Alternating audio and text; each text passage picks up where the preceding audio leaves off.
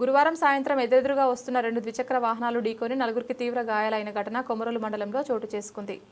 ప్రకాశం జిల్లా కొమరోలు మండల పరిధిలోని చింతలపల్లి పంచాయతీ కసినపల్లి గ్రామానికి వెళ్లే రహదారి మలుపు వద్ద ఎదురెదురుగా వస్తున్న ద్విచక్ర వాహనాలు ఢీకొని నలుగురికి తీవ్ర గాయాలైన ఘటన చోటు చేసుకుంది.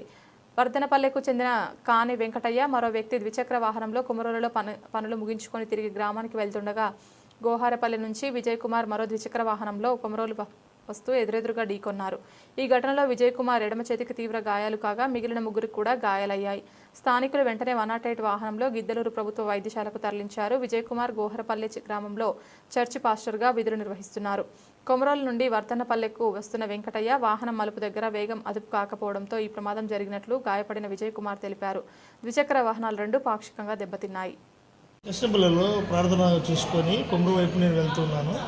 నేను మా ఊరి ఇంకొక అతను ఎక్కించుకొని వెళ్తూ ఉంటే ఆపోజిట్ వచ్చే బండి అప్లో నుంచి డౌన్లోకి వస్తూ ఉంటే బాగా స్పీడ్ గమనించి నేను బండి ఆపేసుకున్నాను. అతను బండి కంట్రోల్ చేయక ఆగి ఉన్న నా బండి నుంచి గుద్దాడు. మేము 2 పల్టీలు కొట్టి కొన్ని గాయాలతో బయటపడ్డాము. ప్రాణాపాయ స్థితి నుంచి బండిలో ఇది చాలా నష్టాలు జరిగాయి.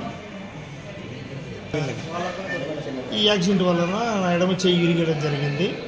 ఆపోజిట్ వాళ్ళకు కూడా కొన్ని దెబ్బలు తగిలాయి. నా వెనక కూర్చున్న అతనికి కూడా కొంచెం బాడీ నొప్పులు, కొంచెం లోపల ఎక్స్రే తీయాలి. ఆయన కూడా చిన్న చిన్న దెబ్బలు తగిలాయి.